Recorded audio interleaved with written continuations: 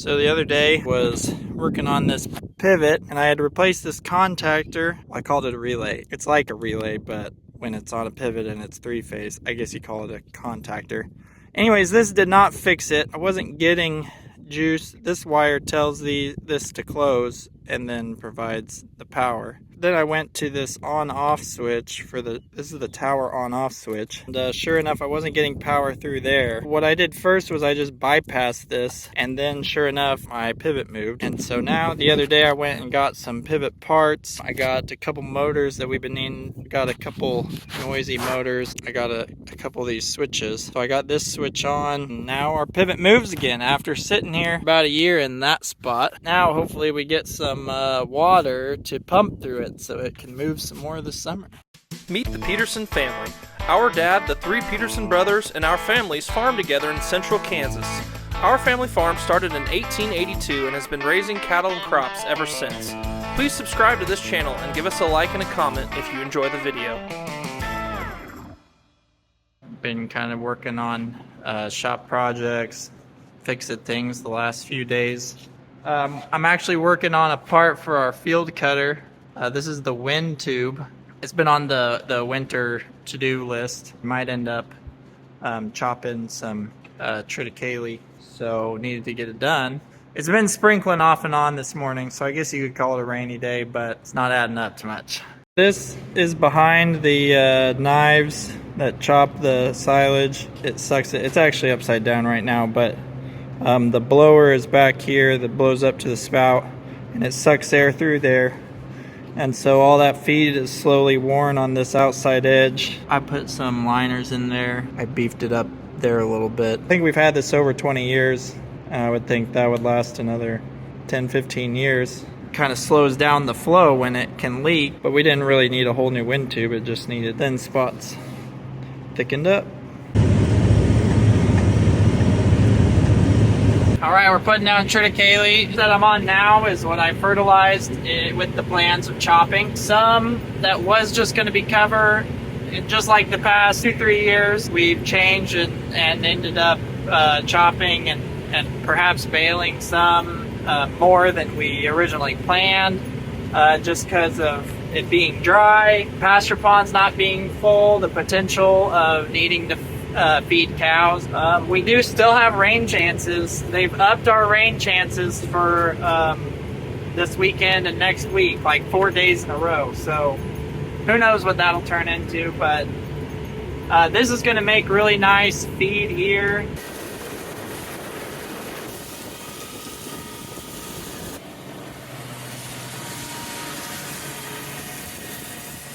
Close to the feedlot, so these are fields that have had manure a lot. You have some organic matter, some phosphorus built up. We usually have pretty high phosphorus levels on these fields. If we don't get any big rains and we just still feel dry, I think I would maybe just leave this field all the way till wheat planting rather than try to squeeze in beans. Now if we get a good rain and feel better about things in the first week of June, then we'll probably go ahead and plant beans and put wheat after them. It's hard to know because you have crop insurance either way, but it's more fun to raise successful crops. By the Watkins Tree Farm for all the locals. He got some new trees planted just this spring. He's got his drip tape laid out. We're all praying for rain together. It's over there swapping. We're gonna chop off these end rows. So that's Nathan and the one in dump and Dad. And I got a passenger. More than just the dog. I got Blair's very energetically riding with me. And we're on our second load now. Okay, a couple late nights. Then we're gonna get started fairly early chopping this morning. So I'm pulling a Nathan, carry around coffee. We'll see which tractor or piece of equipment I leave mine in. Okay, there's the calves I hauled home yesterday. We'll call those the Wellsville calves, so they'll need to be worked as those other 48. But we aren't working cattle today. We are chopping wheat triticale silage. Wheatlage, triticalage, trito wheat killage. I don't know what you call it. We mounted our weights on the loader, and Nathan said he greased it, so He's gonna go put that blade back on. We had to do some raking with it last night to prep for the chopping, because we were just picking them up as a 16-foot windrow with the 5830, but with this custom guy, we raked them together. We think we're gonna need a third truck, even though the haul is only 1 mile away. Dad had his Johnny Popper rolling pretty fast there. 5th gear. Got hay fed to him. And the custom guys right there on that hill. Right there. So Dad and I just finished up chores. Greg's taking the first load. Nathan's still prepping one of the trucks. And we'll see if we need 3 trucks. Van is prepped and ready to bring home the silage tarp.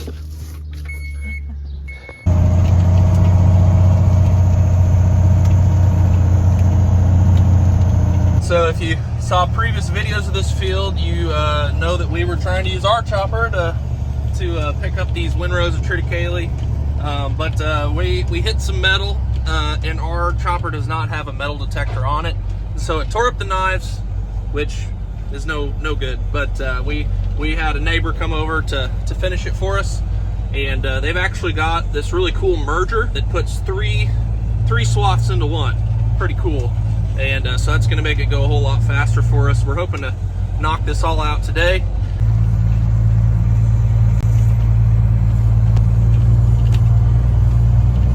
Wiggling this semi back. So Dad's the one driving this one, and I'll be pushing.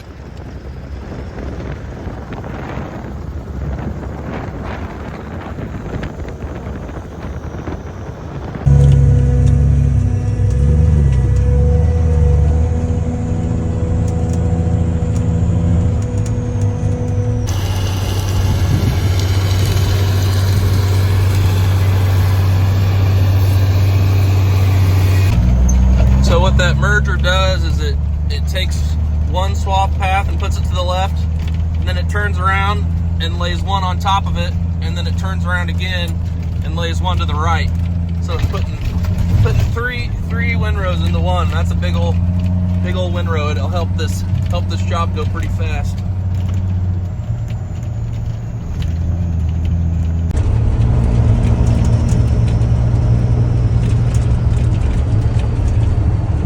I would guess that this load here is from the draw, greener spot of the field.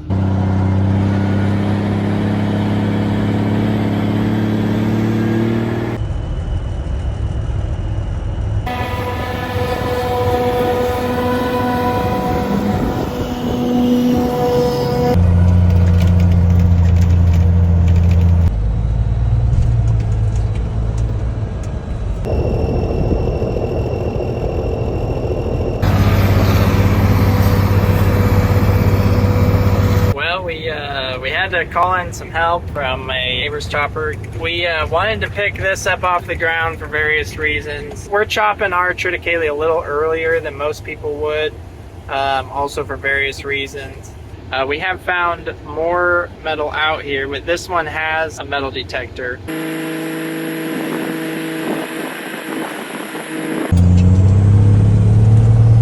Mailman got caught up in our silage traffic here in the yard.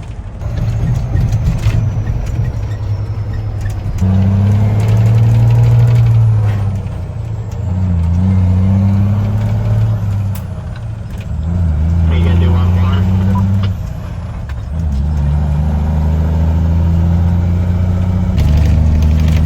The wheat's looking pretty nice after that inch of rain. It's short, but it's got a lot of really nice heads on it. And if it keeps raining here in May, it should turn out pretty decent.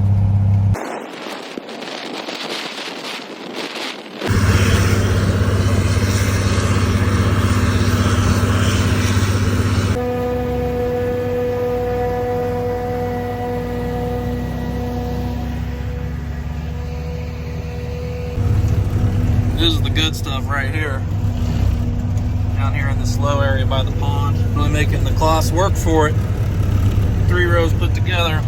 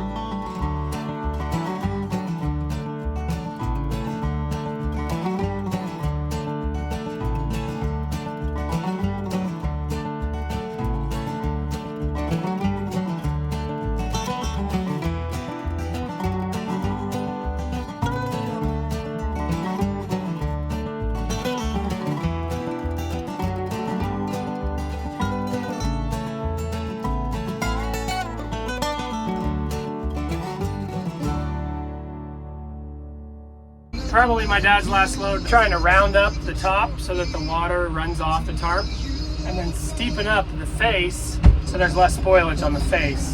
I got lunch, really good pineapple, and this cornbread casserole stuff.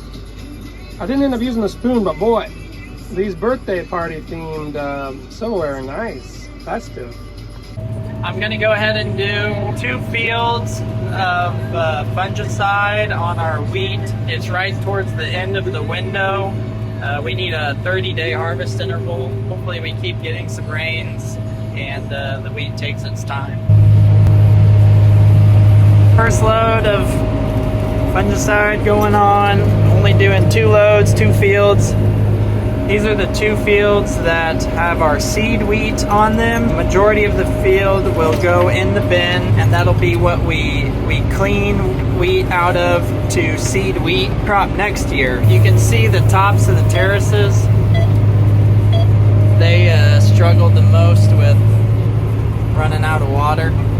On a good wheat year, you can't really see the rows. They fill in by now, and it's just all heads. Obviously, how dry it was has limited us some. Still think we probably have over 40 bushel an acre potential here if we had good finishing weather. It's yet to be seen. So I'm trying to just stay ahead of things on spraying, especially if it were to rain again or whatever and start to get a little more wet.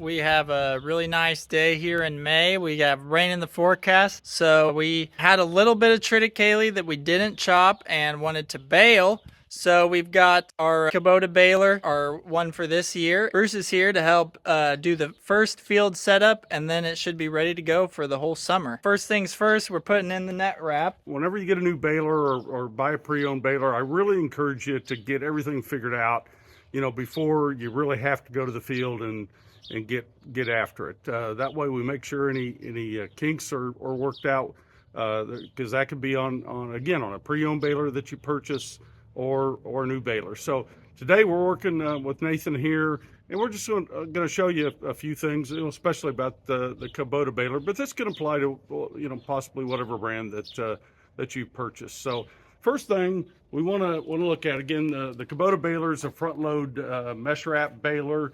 So we want to make sure that our net bar, it folds out here, and we put the net on.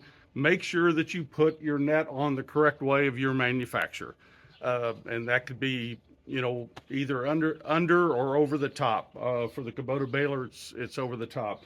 We have these collars that there's one on each side, and we can center the mesh wrap up depending on, like, this is a 5-foot wide baler, and you want to either use 64 or 67 inch wide mesh on it, and this is 67 wide inch mesh. So the collar on the far side we're going to put clear out, and then when we put this collar on, then we can center up the mesh better, and it will operate.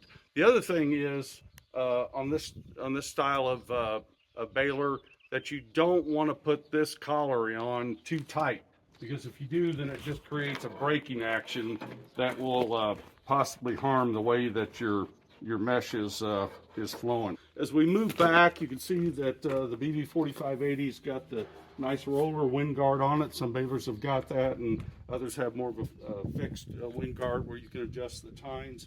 But oftentimes there's chains or some other mechanism to make sure that wind guard goes down properly with the pickup. We don't want that wind guard up too high or too low, where it's just allowing the crop to kind of flop around as it's going in and not a good mat, or maybe it's too tight and you're choking it down and maybe plugging your baler. So there's just some things like that. Flotation of the pickup over time could change on you.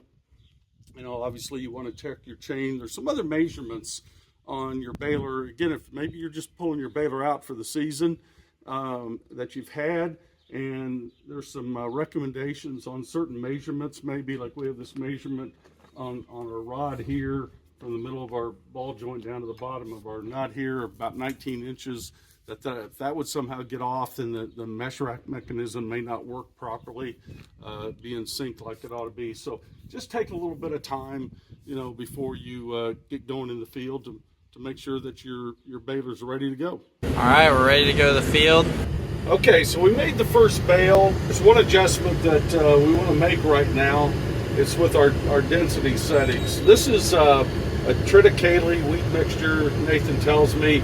It's pretty short and pretty dry and whatnot. So I'm going to go back to our home screen and I'm going to go to our bale density and see, we can set the size of like the core, the middle layer, the outside layer, and then we can set density pressures in here.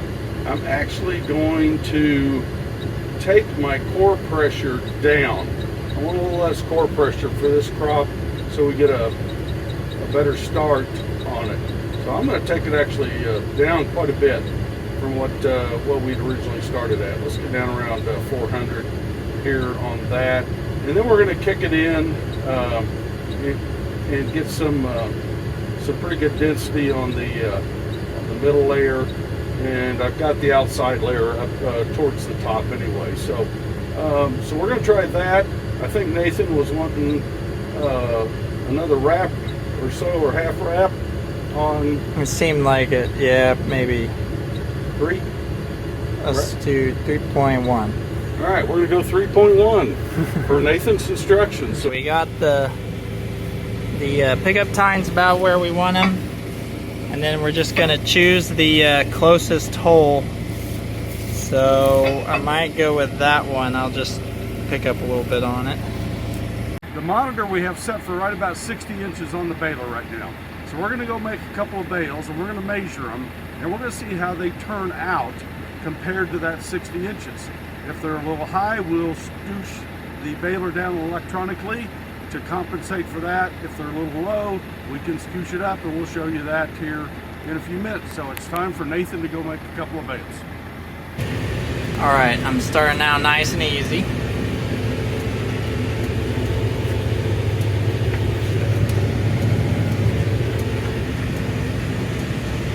So we're about 58 inches on this bale. So from the first bale, we're just a little bit light, not real close, but a little bit light of what the monitor is saying. So we'll go make another bale, and then we'll maybe make some adjustments.